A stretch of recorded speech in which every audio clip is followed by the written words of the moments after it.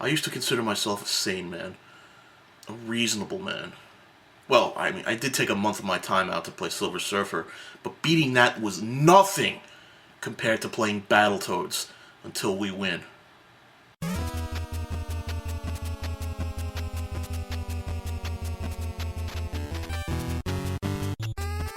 Let's not bullshit here.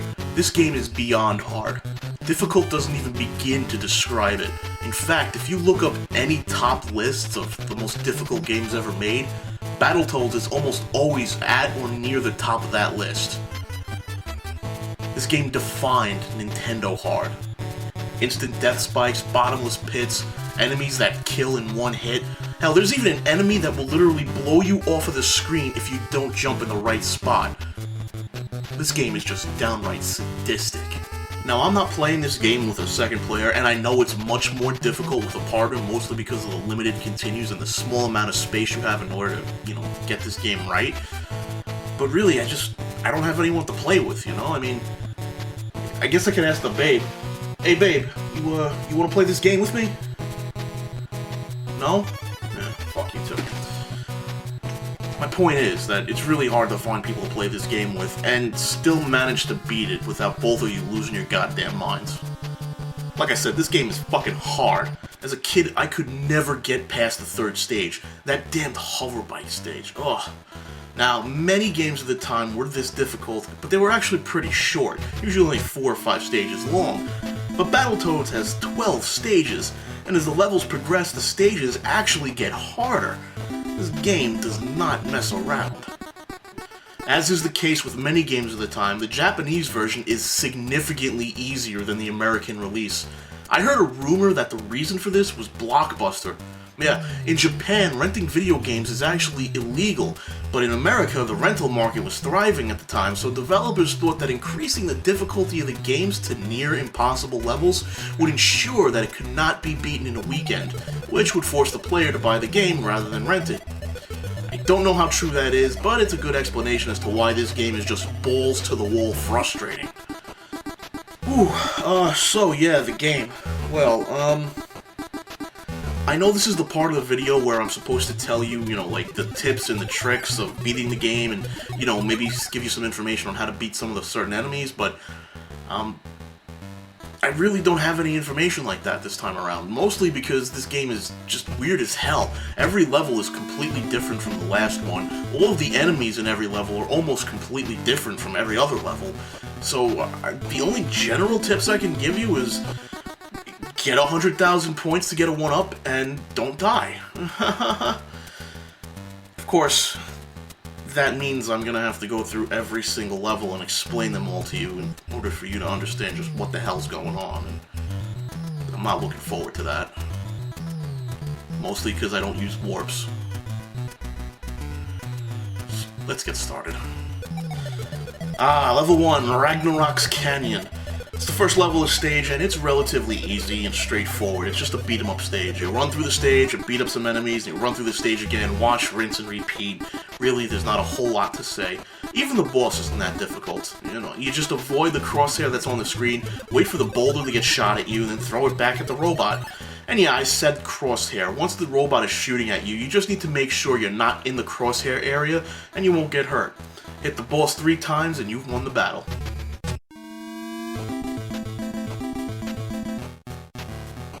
Level 2, the Wookiee Hole. I don't know why it's called a Wookiee Hole. I don't even want to imagine what a Wookiee Hole looks like. Ugh.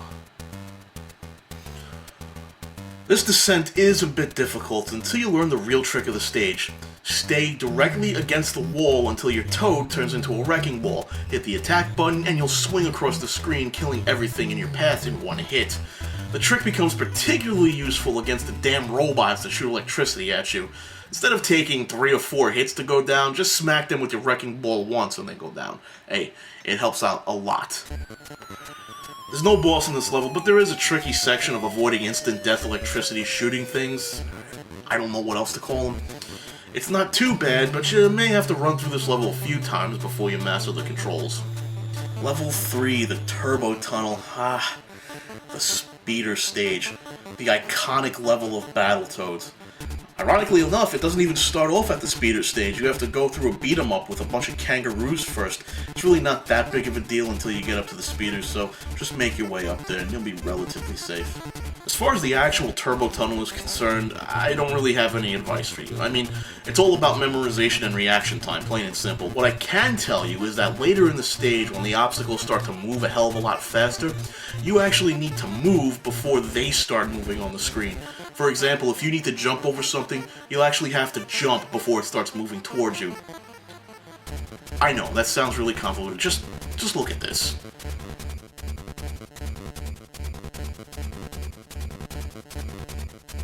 Really, this stage is all about memorization and reaction time, so you're just gonna have to play the hell out of it. Level 4, the Arctic Caverns. Man, I remember first getting to this level. I was so excited I nearly shit myself.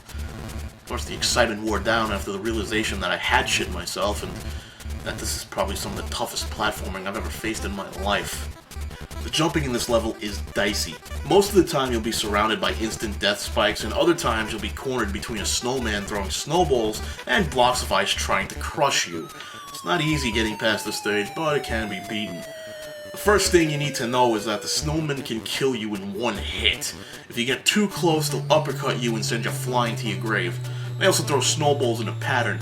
Each pattern is different for different snowmen, but they usually throw snowballs in pairs of 3 or 4. Just memorize the throwing patterns, get in close, and kill them quickly. The platforming in this level is what's going to kill you, and the only real advice I can give you is that you need to memorize everything. From where you need to jump, to where the enemies are, to how high you can jump without hitting the deadly spikes and killing yourself. Sadly, yet again, this is one of those levels you're just going to have to play the hell out of until you completely master it. Anything less than mastery of this level will result in your death, I guarantee it. There is one piece of advice I can give you. You are going to have to go through the level the way the designers intended it. If you try to get smart and take a shortcut near the end of the stage, you're going to get cock-blocked by an immovable wall of ice. Dick move, guys. Dick move. Level 5, Surf City, and man, does this remind me of the Turbo Tunnels or what? Actually, it's not nearly as difficult. I only had to play this level about 6 times before I mastered it completely, but still, you know, it can be a bit difficult at first. There's only one real sticking point in this level, and that's at the end, where you have to surf around these huge meteorites that are in the river, or boulders or something. One hit from them, they'll send you flying and you're dead. But other than that, the level's not too difficult. The boss, well, the mini-boss really, is actually pretty easy, but don't get comfortable. If you've got a weapon, use it to pin the boss at the edge of the screen and air juggle his ass. Believe me, you're not being cheap here. This game is cheap enough as it is. It deserves some fucking payback. Level 6, Garnot's Lair. Man.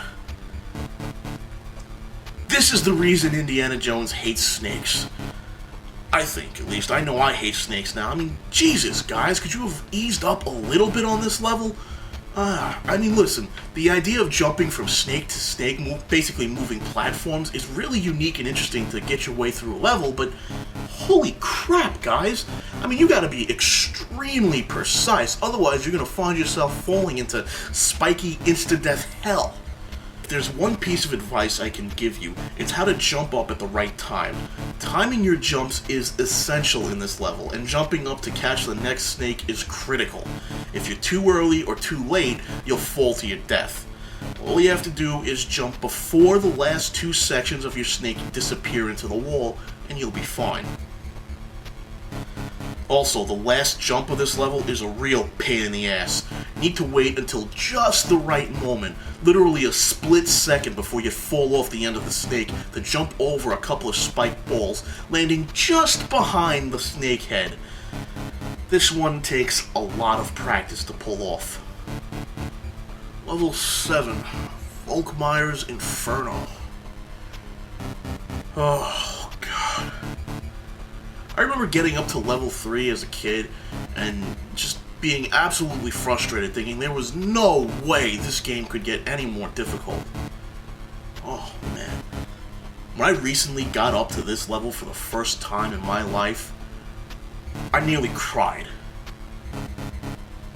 It's level 3, but it's fucking impossible.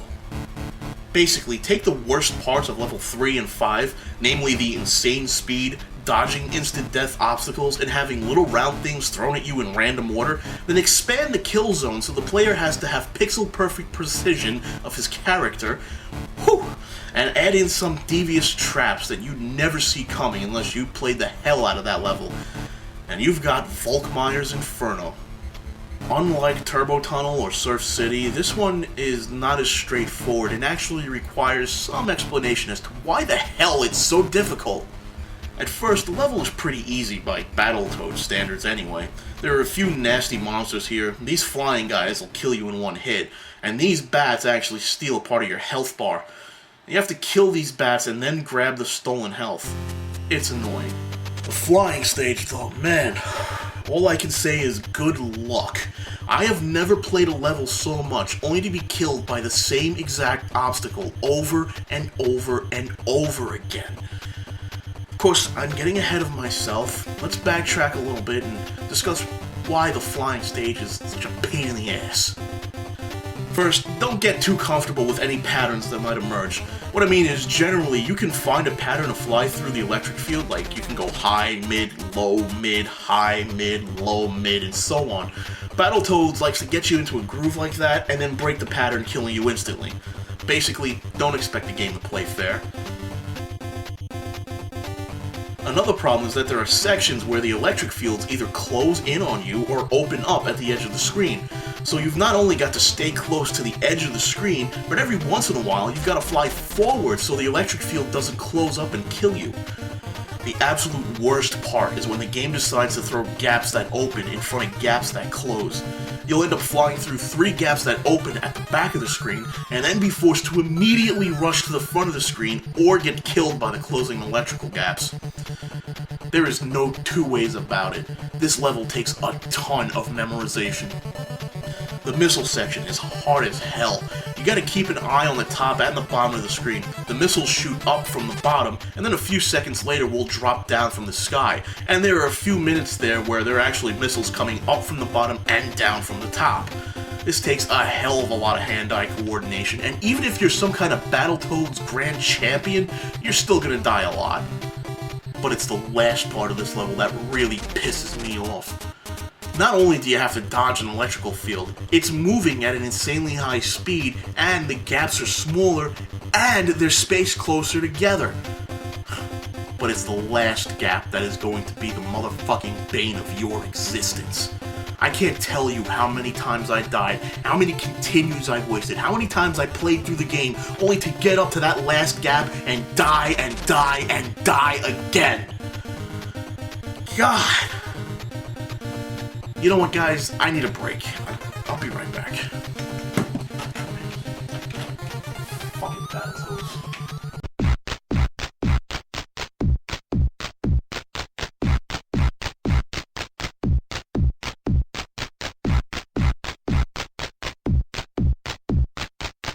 Alright guys, back to the game. Level 8, Intruder Excluder. This level is almost like some sort of bizarre elevator shaft. You'll need to learn the patterns of every robot in the stage in order to time your jumps correctly. One false move and you'll jump right into their electric beam, which takes half of your hit points away. This is one of the trickiest platforming levels of the game, but it's not too difficult. You'll spend the majority of your time trying to get past the damn fans that suck you in. Fortunately, there's no time limit on the stage, so if you take your time, you should get through it without too much hair pulling. The boss, on the other hand, is a pain in the ass. You'll die a lot. The idea behind him is pretty simple. Hit him with a power attack, I like to use the headbutt, then duck to avoid his stream of bullets. Repeat until he goes down. The real problem with this boss is that he'll increase in speed substantially until he dies, so your timing's gonna have to change with each hit. Eventually, though, you can beat him. Level 9, the Terror Tubes.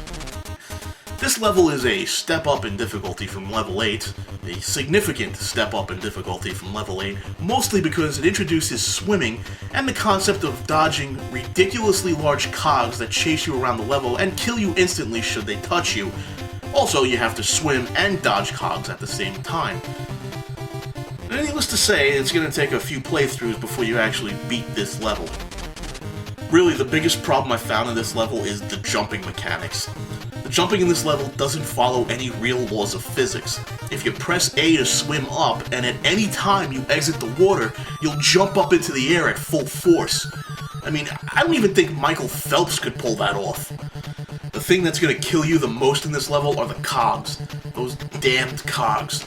You run into them about halfway through the level. They'll chase you down until they reach the end of their path, then explode, opening up the next part of the level for you.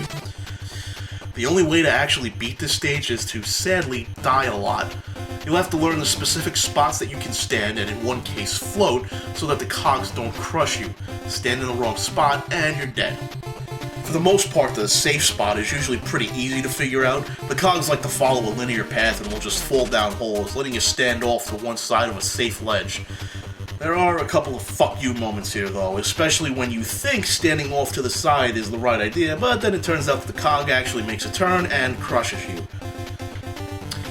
Level 10, Rat Race. You literally race against a rat and then try to defuse 3 bombs along the way. Now there are 3 races, and the first 2 are relatively simple. As long as you don't stand around picking your nose, you should be alright. But it's that 3rd race that's just gonna give you fucking nightmares for years to come. I kept dying in the 3rd race because the rat is so incredibly fast in the last race that I just threw the controller down in anger and swore that I actually wouldn't do a Battletoads review, and that everyone who watched this little show of mine would just have to deal with it. Well, persistence paid off in the end, and I figured out how you're supposed to actually beat this little fucker. In the 3rd race, the rat is actually going to be really fast and will outrun you on the straightaways. You'll need to double tap the forward button to sprint this entire race, and on the straightaways, if you hit the rat forward with your bullhorns at the right time, he'll jump over a gap that lets him jump down to the next part of the race, forcing him to run backwards and run the straightaway again. You do this a few times, and you manage to perfect your gap falling, you'll be able to beat the rodent without any problems. There is a boss in this level, General Slaughter, and he's not that challenging. He'll rush you, but you can jump over him and hit him in the back, repeat until he's dead. Level 11, Clinger Wingers. God almighty.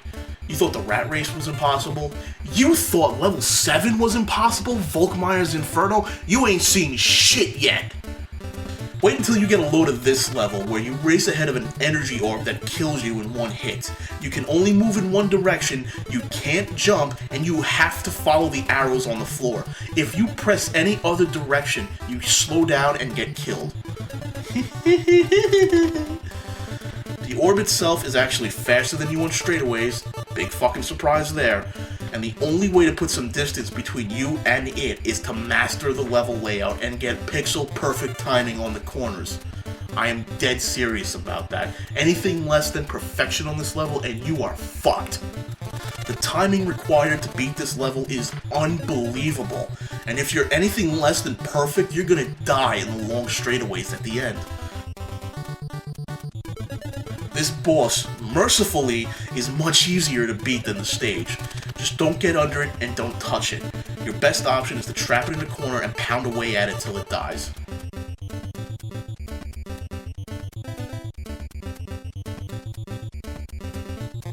Level 12, the Revolution. You know why they call it a revolution? Just as you walk, the level revolves. Revolution revolves. Get it? I fucking hate this game. I fucking hate this game. I hate it. I hate it. I hate it. Oh god, this level just pisses me off. You know, for the last level, you'd think by this time the game is done throwing new shit at you and just expects you to master it in, you know, whatever the hell else you've done through the rest of the game. But no, every time you jump up, something new is there to fucking kill you in one hit. God almighty. This level just really just fucking pushed me over the edge. I'm sorry. I know I usually just explain things to you. I don't go off like, you know, the angry nerd or the critic or Spoonie or something like that, but my god. It's just... You know what? Fuck it. Let's just get to the game. Let's get this over with. For the most part, this level is just platforming. Incredibly frustrating and difficult platforming that you need to repeat over and over and over again in order to get it right. And after level 11, you're going to hate the fact that this game only has a very limited number of continues, because I can assure you that you're going to play through this game several times just to practice beating this stage. At first, the stage is just platforming with some enemies thrown in to keep it interesting. Eventually, though, you're going to run into a face that blows wind at you, knocking you off the tower and instantly killing you. What do? You hang from these golden railings until the wind dies down.